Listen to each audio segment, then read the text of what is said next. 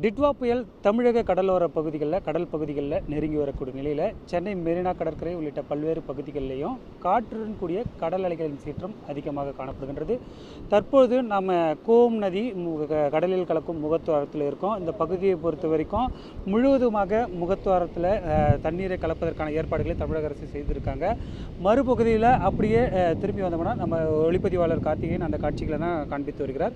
இந்த பக்கம் முழுவதுமாக வரும்பொழுது முகத்துவாரம் மற்றும் தூண்டில் வளைவு பகுதிகளில் இருக்கக்கூடிய பாறைகள் அதிகமாக அமைக்கப்பட்டிருக்கக்கூடிய அந்த பகுதிகளில் கடல் அலைகள் மோதி சீற்றம் அதிகமாக காணப்படுகின்றது.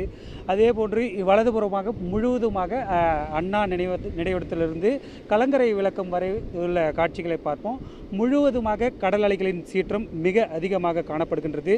கடந்த 2 நாட்களாக இலங்கையில் டிட்வா புயலின் பாதிப்பு மிக அதிகமாக காணப்பட்ட நிலையில் தற்போது அதாவது வானிலை ஆய்வு மையம் அறிவித்த முன்னறிவிப்பின்படி இன்று காலை 6:30 மணியின் நிலவரப்படி தமிழக கடல் பகுதிகளில் டிட்வா புயல் நெருங்கி வருகின்றது. குறிப்பாக நாகப்பட்டினத்திலிருந்து தென்கிழக்கே 170 கிலோமீட்டர் தொலைவிலும் காரைக்காலில் தென்கிழக்கே 180 கிலோமீட்டர் தூரத்திலையும் இந்த டிட்வா புயல் நகர்ந்து வருகின்றது. சென்னையை பொறுத்த வரைக்கும் தென்பகுதியில் 400 கிலோமீட்டர் தூரத்திலையும் நகர்ந்து வருவதாக வானிலை ஆய்வு மையம் தெரிவித்திருக்கு. இதன் காரணமாக டெல்டா பகுதிகளில் இன்றைய தினத்தை பொறுத்த வரைக்கும் கன முதல் அதி கனமழைக்கு வாய்ப்பு இருப்பதாக தெரிவித்திருக்கு. ஏற்கனவே கோடியக்கரையில் கடந்த 24 மணி நேரத்தில் 25 சென்டிமீட்டர் வரைக்கும் மழை பதிவாகியிருக்கு. சென்னையை பொறுத்த வரைக்கும் இன்று இரவு நேரங்களில் மழைக்கான வாய்ப்பு அதிகமாக காணப்படும் என்றும் கடற்கரை பகுதிகளை பொறுத்த வரைக்கும் இன்றைய தினம் கடல் அலைகளின் சீற்றம் அதிகமாக காணப்படுவதால் கடலோர பகுதிகள் முழுவதுமாக கண்காணிக்கப்பட்டு வருகின்றது. சென்னையை பொறுத்த வரைக்கும் 2 இடங்களில் கட்டுப்பாட்டு மையம் அமைக்கப்பட்டிருக்கு.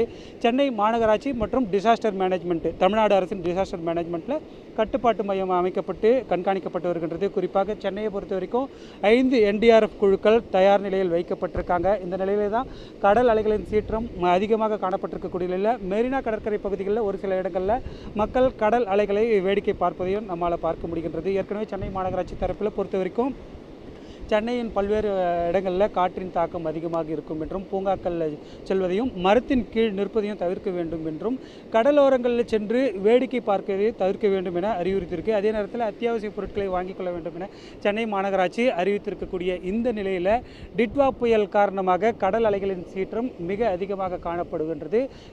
மேலும் இந்த டிட்வா புயல் சென்னையை நெருங்கும் போது இந்த கடல் அலையின் சீற்றம் அதிகரித்து காணப்படும் என்று தெரிகின்றது.